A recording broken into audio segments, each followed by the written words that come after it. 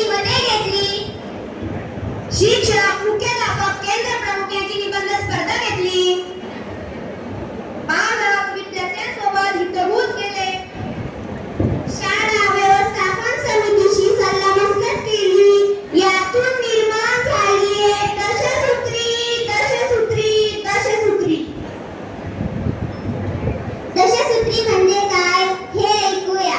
गुणवत्तापूर्ण शिक्षण प्रदान करणे, स्पर्धाक्षम विद्यार्थी घडवणे, आरोग्यक्षम विद्यार्थी घडवणे, संस्कारक्षम विद्यार्थी घडवणे, आनंददायी नाविन्यपूर्ण व रचनात्मक शिक्षण देणे, मुलींची सुरक्षितता, महिला सन्मान वाढवणे, आत्मविश्वास जागृती, कौशल्यपूर्ण स्वावलंबित विद्यार्थी घडवणे, आयटी क्षम तंत्रस्नेही विद्यार्थी घडवणे, स्व अभिव्यक्तीस प्रोत्साहन, सुप्त गुण शोधून प्रोत्साहन, नव शिक्षण पद्धती, अद्ययावत ज्ञानमय शिक्षक तयार करणे. गुणवत्तापूर्ण शिक्षण प्रदान करणे म्हणजे काय हे ऐकूया.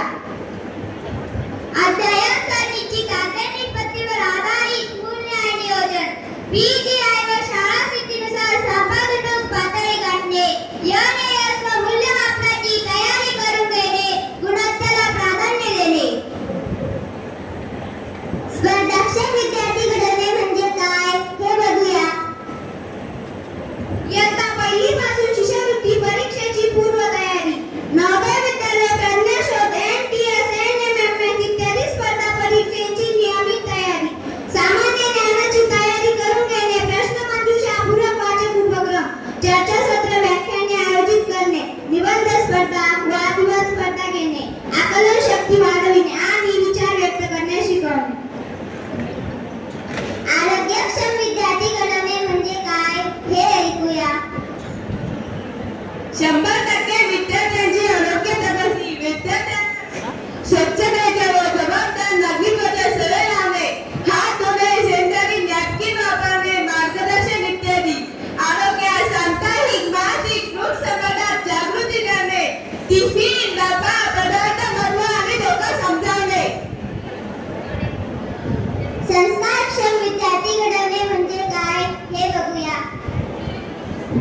वडीलधाऱ्यांचा, गुरुजनांचा आदर करणे शिकवणे, व्यक्तित्वना, चरित्र, सद्वर्तन याचे महत्त्व समजावणे, आई वडिलांना कामात मदत करणे, विषयी मार्गदर्शन, देशभक्तीपर चित्रपट दाखविणे व त्यावर चर्चा करणे, देशभक्ती जागृत करणे, गुरु मातृ पितृ वंदन कार्यक्रम राबविणे, पुरातन आदर्श गोष्टी सांगून माता पिता गुरु यांचे महत्त्व पटविणे, जयंती पुण्यतिथीच्या कार्यक्रमातून महापुरुषांचे विचार समजवणे.